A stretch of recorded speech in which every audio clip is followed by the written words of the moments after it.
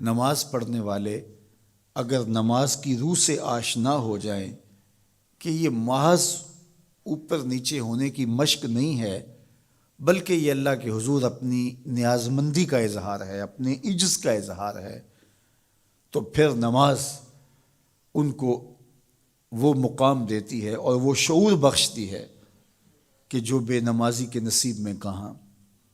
انسان کے اشرف اعضاء اس کے سر میں ہیں، بولنے کی قوت زبان سر میں، دیکھنے کی قوت آنکھیں سر میں، سننے کی قوت کان سر میں، سوچنے کی قوت دماغ سر میں، سونگھنے کی قوت ناک سر میں، اور یہ سر مالک کے در پہ۔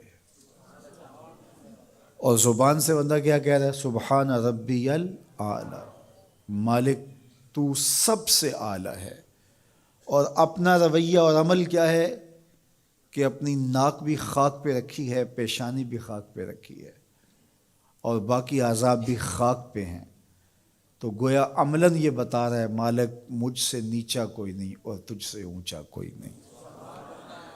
اور اگر وہ نماز کی روح سے آشنا ہو جائے تو سجدے سے سر اٹھانے سے قبل اللہ سارے اس کے بوجھ اتار دے، اس کے من میں روشنیاں کر دے۔ تو نماز بندگی کا شعور دیتی ہے، من میں چراغاں کرتی ہے۔ اللہ کے حضور جھکنے سے بندہ ایسا بندہ کامل بن جاتا ہے کہ پھر وہ کسی اور کے آگے نہیں جھکتا۔ تو اپنی اولاد کو نماز کی محبت دو، نماز کی ترغیب دو، نماز کی عادت دو اور نماز کا حکم دو، اور ان کی عادت راسخ ہو جائے، طبیعت میں پختگی کے ساتھ نماز کو اختیار کرنا ان کی طبع میں جم جائے۔ نماز ان کی طبیعت میں نظم پیدا کرے گی، ان کو نظم و ضبط کا پابند بنائے گی، اور ان کی صحت کی ضامن ہوگی، اور ان کے باطن کی طہارت کا سبب اور ذریعہ ہوگی۔ اس لیے کہا کہ اللہ کے حضور جھکنا نہ بھولنا اور نماز قائم کرنا۔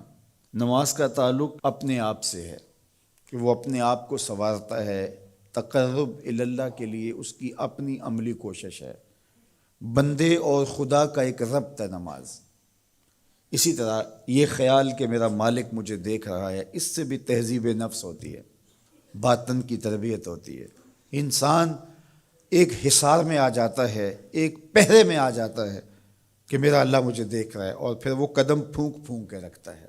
وہ اچانک لوگ بیٹھے ہوئے ہوں نا، تو آج کل یہ سوشل میڈیا کا زمانہ ہے، تو کوئی کیمرہ سیدھا کر لے تو ایک دم مرتب ہو جاتے ہیں، اس لیے کہ اب ہماری تصویر آنے والی ہے۔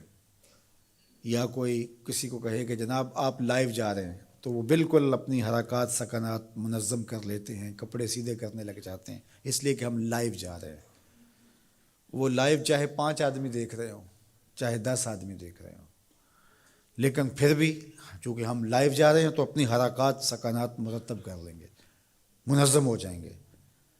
اور جب یہ یقین ہو کہ میرا اللہ مجھے دیکھ رہا ہے، یہ ساری حرکتیں وہاں لائیو جا رہی ہیں، تو پھر دل میں برا خیال بھی آنے لگے گا تو اس کو روکیں گے کہ میرا اللہ تو دیکھ رہا ہے۔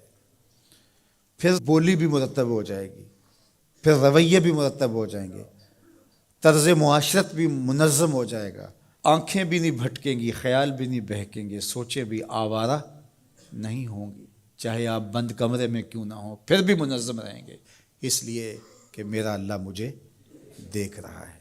تو یہ یقین زندگی کو منظم کرتا ہے۔ تو اس کا تعلق بھی انسان کی ذات سے تھا۔ نماز سے بھی تہذیب نفس ہے، اللہ سے تقرب حاصل ہوتا ہے۔ اب کہا تو خود غرض نہ بننا کہ اپنے آپ کو سنوار لیا اور کافی ہے، نہیں، لوگوں کو بھی نیکی کا حکم دینا۔ وامر بالمعروف ونہا عن المنکر، لوگوں کو نیکی کا حکم دینا اور برائی سے منع کرنا لوگوں کو، یہ مومن کی زندگی ہے۔